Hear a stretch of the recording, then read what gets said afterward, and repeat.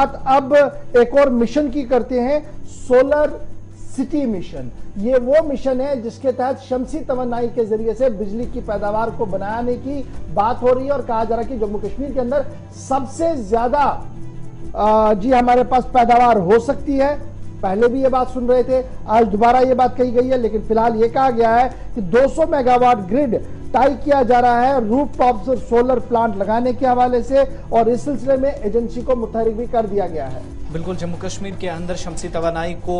बेहतर करने के लिए मजीद इस पर काम होगा और सबसे ज्यादा साफ तवानाई और यूनियन टेरिटरी के अंदर माना जाता है कि इतनी सलाहियत मौजूद है जहां पर इस निज़ाम के साथ बेहतरी के साथ काम मुस्तकबिल में किया जाता है। और अगर ये काम होता है तो सरकारी दावा है कि सबसे साफ और ज्यादा तवानाई पैदा करने वाली पहली यूनियन टेरिटरी ऐसी जम्मू कश्मीर होगी जहां पर यह काम होगा क्या कि जिम्मेदारी JAKED को भी दी गई है, जिसका काम ये होगा कि इसकी तरफ से रिहायशी इमारतों पर भी जो सोलर सिस्टम है वो लगाया जाएगा ताकि शमसी तवानाई में मजीद इजाफा हो सके। और इस मंसूबे के तहत सरकार जो है वो तकरीबन 200 मेगावाट ग्रिड जो रूफ टॉप सोलर सिस्टम है, जो पावर प्लांट्स है, वो इंस्टॉल करेगी तकरीबन 50,000 रिहायशी इमारतों के ऊपर जम्मू शहर में। जो Jammu Kashmir energy development agency है, जिम्मेदारी उसकी होगी, उसको इस मिशन को आगे ले जाना है, काम इस पर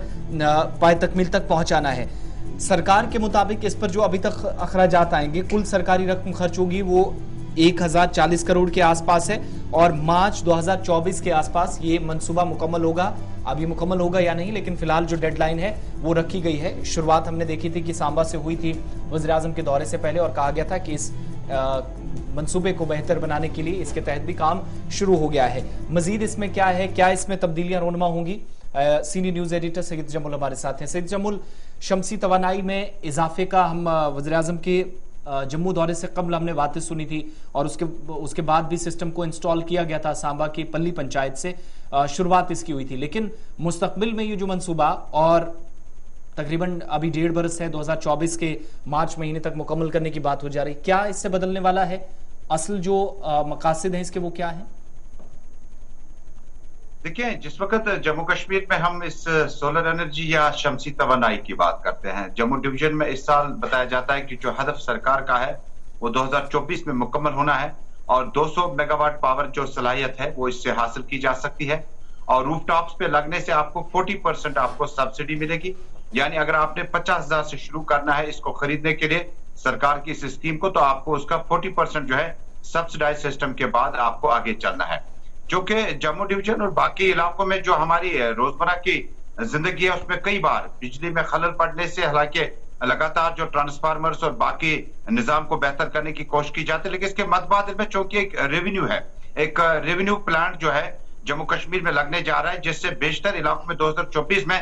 बिजली को रिस्टोर करने के लिए, मेंटेन करने के लिए इस किस्म की स्कीम का इस्तेमाल किया जाता है। वक्त बहुत आगे निकल चुका है जहां आप शमसी तवानाई का इस्तेमाल ऊपरी इलाकों में करते थे, गुरेज वगैरह में करते थे, करना के ऊपरी इलाकों में करते थे, और उससे क्या होता था कि आपको जिन जिन इलाकों में आप बिजली नहीं पहुंचा रहे थे वहां मतबादिल के तौर पर आप सोलर एनर्जी जो है इसका इस्तेमाल करते थे।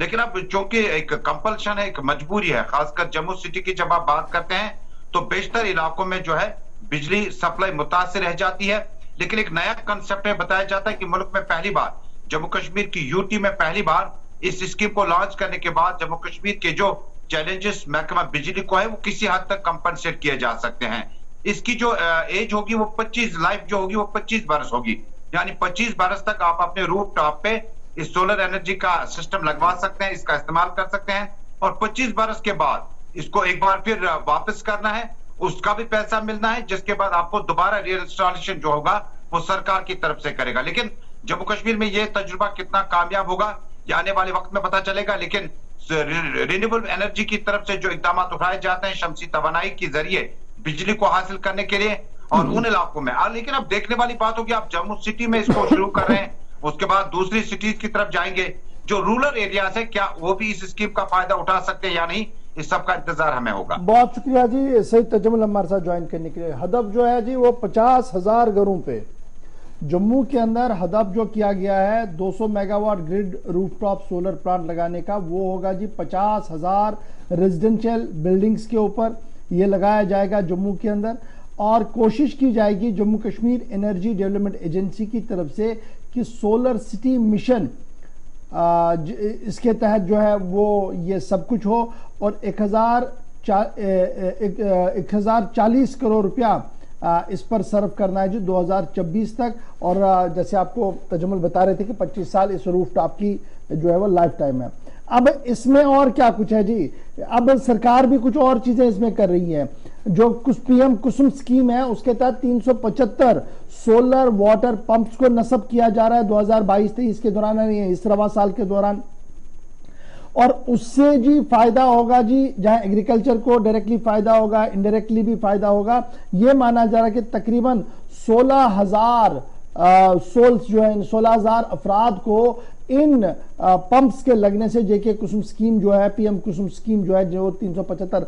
सोलर पंप्स वाटर पंप्स लगाने हैं, इससे 16,000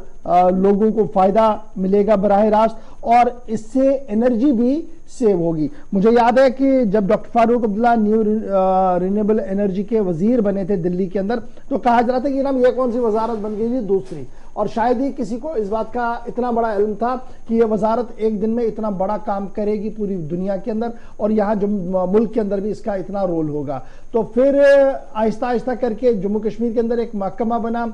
जेकेडा के नाम से और उन्होंने काम शुरू किया, लेकिन वो वाइब्रेशन और जो इफेक्टिवनेस होनी चाहिए थी ना तो वो लद्दाख में दिखी और ना ही जम्मू कश्मीर में। एक बार फिर इम्तिहान है इस डिपार्टमेंट का, देखना होगा कि इम्तिहान में कितना कामयाब होते हैं।